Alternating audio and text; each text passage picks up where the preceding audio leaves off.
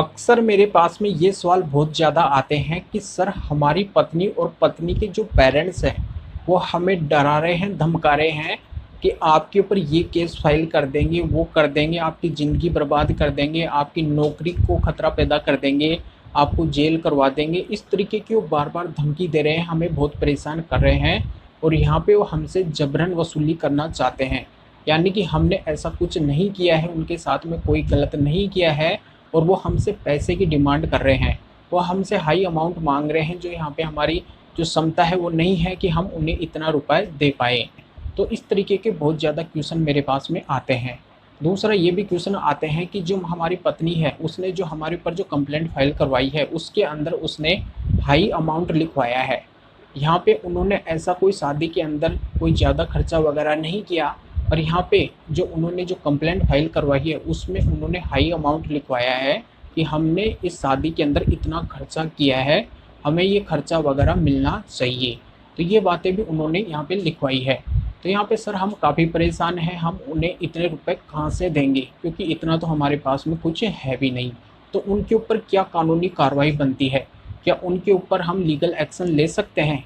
क्या वो जो डिमांड कर रहे हैं उनको हम जेल में भिजवा सकते हैं? तो क्या कानूनी प्रक्रिया होगी? तो बिल्कुल मैं आज आपको कानूनी प्रक्रिया बताऊंगा। 2 तरीके की प्रक्रिया बताऊंगा जिनको आप यूज करके पत्नी और पत्नी के पेरेंट्स को आप जेल तक भिजवा सकते हैं। तो बहुत ही इंपॉर्टेंट वीडियो है, बिल्कुल अंत तक आपको देखना है। पहली प्रक्रिया यानी कि पहला केस तो ये बनता है कि अगर पत्नी या पत्नी के पेरेंट्स आपके ऊपर दबाव डाल रहे हैं, यहाँ पे आपको डरा रहे हैं, धमका रहे हैं, वो बोल रहे हैं कि आपको इन केसों के अंदर फंसा देंगे, तो इस तरीके की बातें अगर वो बोल रहे हैं यानी कि वो जबरन वसूली करना चाहते हैं आपसे, आपकी इच्छा नहीं है, आपने ऐसा कोई गलत नहीं किया है और फिर भी यहाँ पे अगर आपको पैसा देना पड़े, आपने कुछ अमाउंट भी दे दिया है डर के मारे, आगे वो और अमाउंट मांग रहे हैं, तो यहाँ पे आप क्या कर सकते हैं उनके साथ में? उनके ऊपर आप आईपीसी 384 की कार्रवाई करवा सकते हो। यानी कि आईपीसी 384 का केस उनके ऊपर आप डाल सकते हो। ये केस आप पुलिस थाने से भी डाल सकते हो या फिर कोर्ट से भी डाल सकते हो। तो यहाँ पे इस धारा में ये कहा गया है कि अगर कोई किसी से जबरन वसूली करता है तो उसके ऊपर आईपीसी 384 लगेगी और इसमें 3 साल की सज़ा का प्रावधान किया गया है, साथ में जुर्माना भी है। कोर्ट अगर चाहे तो दोनों भी लगा सकती है। तो ये पहला केस आप उनके ऊपर कर सकते हैं इस तरीके की अगर आपके साथ में घटना हो रही है। अब आपको मैं दूसरी प्रक्रिया बता देता हूँ, यानी कि दूसरा केस बता देता हूँ जो किस तरीके से आपको करना है।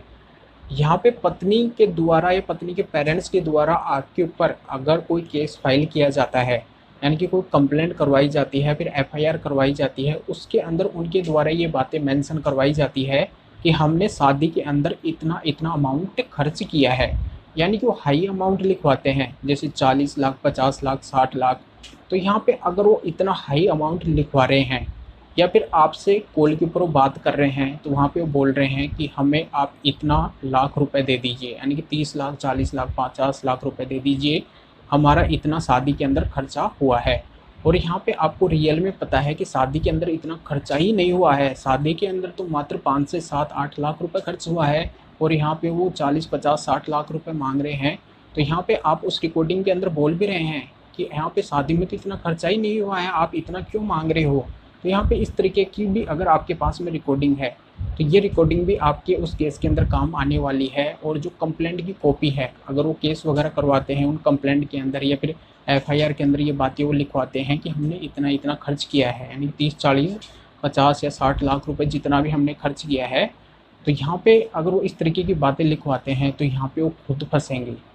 आपको क्या करना है कि उस कंप्लेंट या फिर एफआईआर की कॉपी निकलवानी है और जो आपके पास में रिकॉर्डिंग है उनको आपको साथ में लेना है। इन सभी के आधार पे आपको जाना है इनकम टैक्स डिपार्टमेंट और वहाँ पे एक कंप्लेंट फाइल करनी है।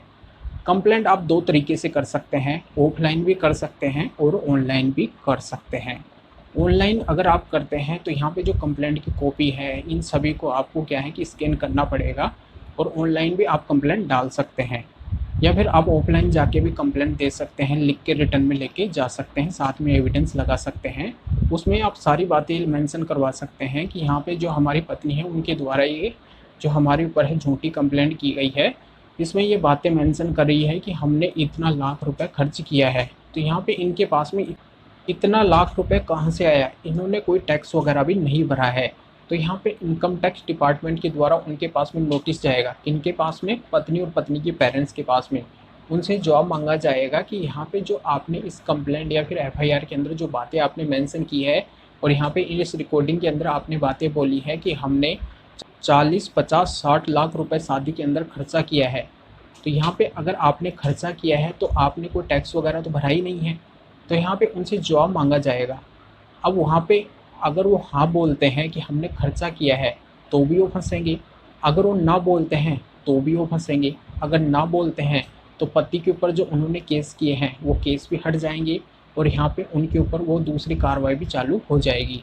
और अगर वो हाँ बोलते हैं तो यहाँ पे इनकम टैक्स डिपार्टमेंट से उनके ऊपर कार्रवाई होगी। तो यहाँ पे वो खुद के जाल में खुद ही फंस जाएंगे, यानी पत्नी और पत्नी के पेरेंट्स खुद ही फंस जाएंगे। तो इस तरीके से आप उनको जेल की हवा करवा सकते हैं। तो आज के वीडियो में मैं आपको 2 कानूनी प्रक्रिया यानी कि 2 केस बताया हूँ जो आप पत्नी और पत्नी के पेरेंट्स के ऊपर डलवा सकते हैं अगर वो आपसे जबरन पैसे की वसूली करना चाहते हैं। तो ये पूरी जानकारी आपकी समझ में आ गई होगी, तो वीडियो को लाइक करके ज़्यादा से ज़्यादा शेयर कर दीजिए और लोगों को भी जानकारी का पता चल सके। तो फिर आगे मिलेंगे आपसे नए वीडियो नए टॉपिक के साथ में। आप सभी का बहुत बहुत धन्यवाद।